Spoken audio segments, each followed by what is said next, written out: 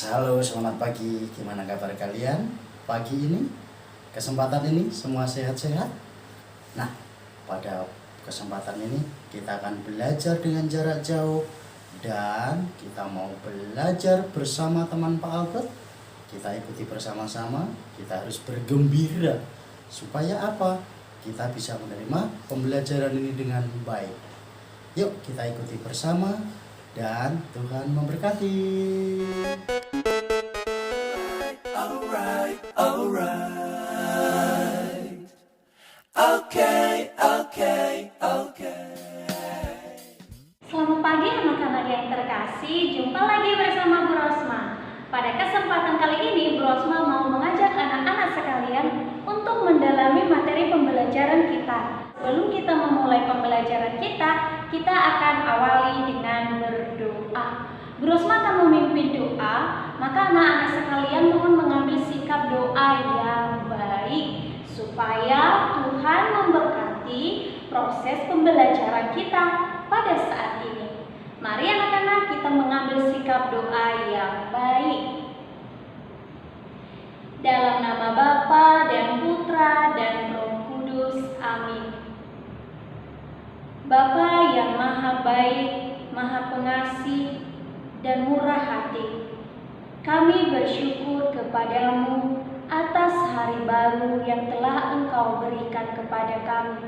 Dan kami juga bersyukur ya Bapa, Engkau telah memberikan kami kesempatan untuk bisa belajar. Ya Bapa, sekarang kami mohon berkat-Mu, kiranya Engkau memberkati kami semua, sehingga kami dapat belajar dengan baik. Terpujilah nama-Mu ya Bapa, kini dan sepanjang masa. Amin. Dalam nama Bapa dan Putra dan Roh Kudus. Amin. Nah, anak-anak, setelah kita selesai berdoa, kita mau membahas materi apa sih pada kesempatan kali ini? Nah, materi kita ialah ketika Allah bercermin. Pernahkah anak-anak bercermin? Tentu. Apakah pada saat kisah penciptaan Allah itu mempunyai cermin seperti yang sering kita gunakan pada saat ini? Pertanyaan ini mungkin membingungkan, tetapi kita akan melihat secara jelas nanti dalam kitab Kejadian 1 ayat 26 sampai 28. Tujuan pembelajaran kita ada 4 poin yang harus kita dalami dan harus anak-anak pahami. Nah, mari kita melihat tujuan pembelajaran kita yang pertama. Tujuan pembelajaran kita yang pertama ialah anak-anak harus mampu memperjelas atau menjelaskan ciri-ciri laki-laki dan perempuan. Tujuan pembelajaran kita yang kedua ialah nanti anak-anak harus mampu menjelaskan makna manusia sebagai citra Allah. Yang ketiga, kita mau melihat nanti apa saja keunggulan atau yang membedakan manusia dengan ciptaan Tuhan yang lain. Yang terakhir anak-anak yang harus anak-anak pahami ialah anak-anak harus mengetahui dan mampu menjelaskan apa yang menjadi tugas manusia sebagai citra Allah. Nah, sekarang mari kita memperhatikan gambar berikut ini. Ketika kamu bercermin, apa yang kamu lihat? Nah, ketika kita bercermin, tentu yang kita lihat ialah diri kita, wajah kita, rambut kita, tangan, mata, hidung, telinga, semua dapat kita lihat. Akan tetapi di balik itu anak-anak, ketika kita bercermin, ada beberapa hal yang bisa juga kita lihat. Misalnya, kita mampu menemukan persamaan kita dengan orang tua. Misalnya, wajah kita mungkin yang mirip dengan papa atau mama. Nah, itulah yang kita temukan ketika kita bercermin. Nah, sekarang kita mau melihat ketika Allah bercermin, apa yang dilihat oleh Allah? Menciptakan sesuatu yang baru dalam rupa manusia laki-laki dan manusia perempuan. Allah itu menciptakan kita sungguh baik adanya. Nanti kita akan melihat itu dalam kitab Kejadian 1 ayat 26 sampai 28. Berikutnya mari kita melihat ciri-ciri fisik perempuan dan laki-laki. Kita lihat ciri fisik laki-laki itu cenderung kalau sudah dewasa itu dominan lebih banyak berkumis, ya kan? Kemudian memiliki jakun. Jakun ini berguna untuk perubahan suara yang biasanya waktu kecil suaranya sama dengan anak perempuan kecil, halus. Nah, ketika sudah dewasa berubah suaranya menjadi lebih berat. Dan yang ketiga itu ialah tubuhnya berotot atau kekar. Nah, kebanyakan fisiknya laki-laki itu tubuhnya kekar. Nah, sekarang kita lihat nih, apa sih juga yang menjadi ciri fisik perempuan? Kalau perempuan anak-anak kulitnya itu cenderung lebih halus, kemudian suaranya lebih lembut. Ya, coba kamu bandingkan suaramu dengan suara kakak di rumah ketika berbicara atau suara papa mungkin untuk anak-anak perempuan. Nanti bisa membedakan, oh benar suara perempuan lebih halus, sementara suara laki-laki itu lebih cenderung berat, ya. Kemudian perempuan itu bisa mengandung. Nah, sudah jelas ya bahwa kita dilahirkan di dunia ini itu melalui seorang ibu, bukan melalui seorang ayah. Makanya dikatakan bahwa perempuan bisa mengandung. Itulah perbedaan ciri fisik perempuan dan laki-laki. Mari anak-anak kita lanjutkan pada materi selanjutnya. Kita akan membaca teks kitab suci dari kitab Kejadian 1 ayat 26 sampai 28. Kita baca bersama-sama teks yang ada di sini. Kitab Kejadian 1 ayat 26. Berfirmanlah Allah, baiklah kita menjadikan manusia menurut gambar dan rupa kita, supaya mereka berkuasa atas ikan-ikan di laut dan burung-burung di udara, dan atas ternak, dan atas seluruh bumi, dan atas segala binatang melata yang merayap di bumi. Kitab Kejadian 1 ayat 27. Maka Allah menciptakan manusia itu menurut gambarnya. Menurut gambar Allah diciptakannya dia, laki-laki dan perempuan diciptakannya mereka. Kitab Kejadian 1 ayat 28.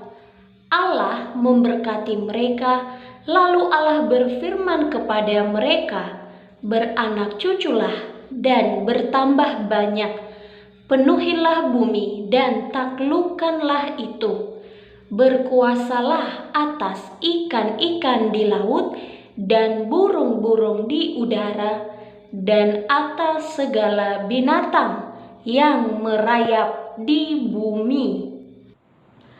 Anak-anak, dalam bacaan kitab suci Kejadian 1 ayat 26 sampai 28, di situ dikatakan bahwa berfirmanlah Allah, baiklah kita menjadikan manusia menurut gambar dan rupa kita, supaya mereka berkuasa atas ikan-ikan di laut dan burung-burung di udara, dan atas segala ternak. Maka Allah menciptakan manusia itu menurut gambarnya. Nah, begitu ya anak-anak. Inilah yang menjadi dasar kisah penciptaan manusia itu terdapat dalam kitab Kejadian 1 ayat 26 sampai 28. Disinilah letak judulnya kita, ketika Allah bercermin, Ia menciptakan manusia laki-laki dan perempuan. Maka jangan bingung ketika ditanya apa maksudnya ketika Allah bercermin.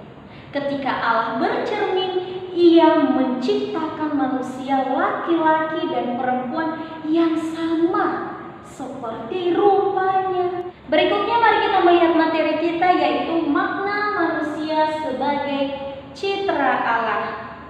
Nah, apa sih yang menjadi makna manusia sebagai citra Allah ini? Kita tahu bahwa manusia laki-laki dan perempuan itu diciptakan oleh Allah. Maknanya apa?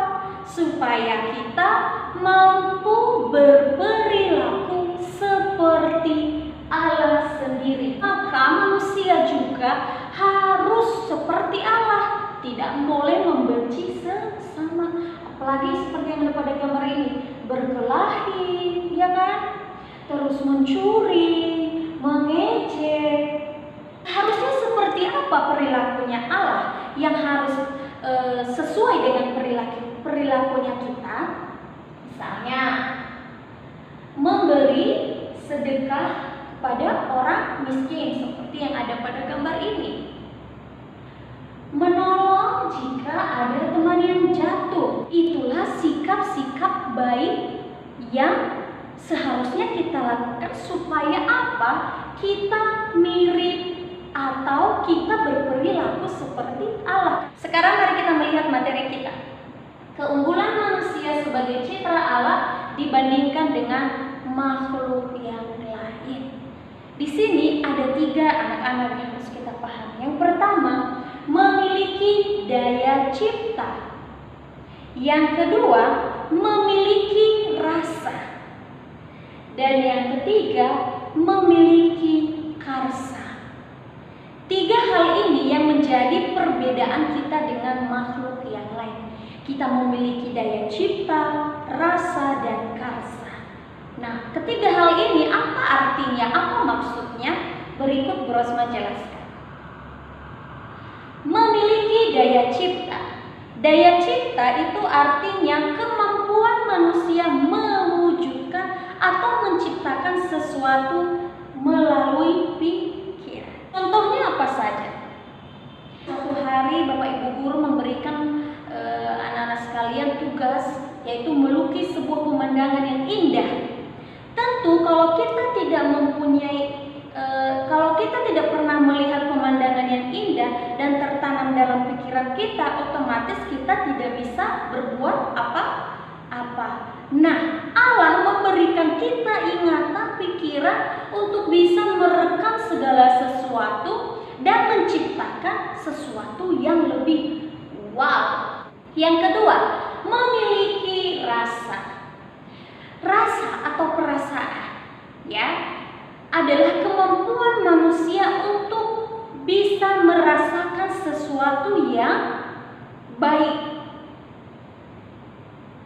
Misalnya, bisa merasakan bahwa hari ini aku bahagia karena aku mendapatkan nilai yang baik. Nah, bagaimana contoh dari tindakan tentang memiliki rasa ini? Seperti tadi, menolong, ya, tidak membeda-bedakan teman, menghargai mereka yang berbeda suku, agama, budaya, dan bahasa, atau yang berbeda ras dengan kita. Kemudian yang ketiga, memiliki karsa. Karsa artinya kemampuan manusia dalam meraih sesuatu. Contoh dari tindakan memiliki daya karsa yaitu keinginan menjadi tentara, keinginan menjadi bidan, keinginan menjadi seorang pelawak. Nah, ini adalah sebuah keinginan kita sendiri. Nah, Allah memberikan itu kepada manusia supaya apa? Manusia itu mau berkembang. Misalnya, kamu berkeinginan menjadi tentara, tetapi kok rasanya kalau jadi tentara itu susah ya, latihannya berat, harus berlari jauh. Saya tidak sanggup. Di situ anak-anak tidak menggerakkan daya karsa yang telah diberikan oleh Allah sehingga tidak berkembang. Ingat, 3 yang membedakan manusia dengan makhluk yang lain ialah memiliki daya cipta, memiliki rasa, memiliki karsa. 3 hal ini harus anak-anak mampu bedakan mana karsa, mana rasa, mana daya cipta. Begitu ya? Nah, mari kita melihat apa yang menjadi tugas manusia. Allah menyuruh manusia untuk berkuasa atas seluruh bumi. Allah juga menyuruh manusia untuk beranak cucu supaya manusia ini terus berkembang. Yang ketiga, Allah juga menyuruh manusia setelah berkuasa beranak cucu. Yang ketiga, yang paling terakhir, Allah menyuruh manusia untuk merawat bumi. Inilah 3 tugas manusia yang harus dijalankan oleh anak-anak sekalian.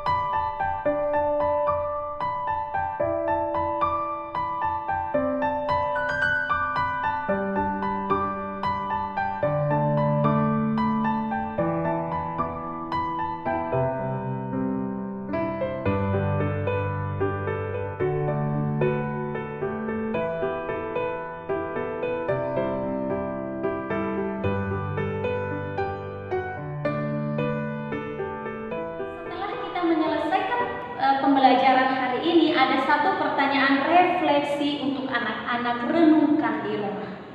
Pertanyaannya ialah, apakah perbuatan saya sehari-hari sudah menyerupai perbuatan Allah? Silakan dijawab pertanyaan ini dalam diri anak-anak sekalian. Jika ya, tetap berbuat baik. Jika belum, harus berusaha untuk berbuat baik seperti sikap Allah sendiri. Nah, anak-anak, untuk itu sampai jumpa pada pembelajaran kita berikutnya. Dan jangan lupa selalu berdoa di dalam hati supaya Tuhan selalu menyertai anak-anak sekalian juga keluarga. Kita tutup pembelajaran ini dengan berdoa. Dalam nama Bapa dan Putra dan Roh Kudus. Amin. Terima kasih Tuhan Yesus, kami sudah belajar hari ini. Semoga kami menjadi anak pintar. Tuhan Yesus, kami rindu belajar dan bermain bersama teman-teman dan semua ibu guru. Jauhkan kami dari virus corona. Lindungin keluarga Aldo, teman-teman Aldo, dan semua guru Aldo dan suster dan semua orang. Terima kasih Tuhan Yesus. Amin.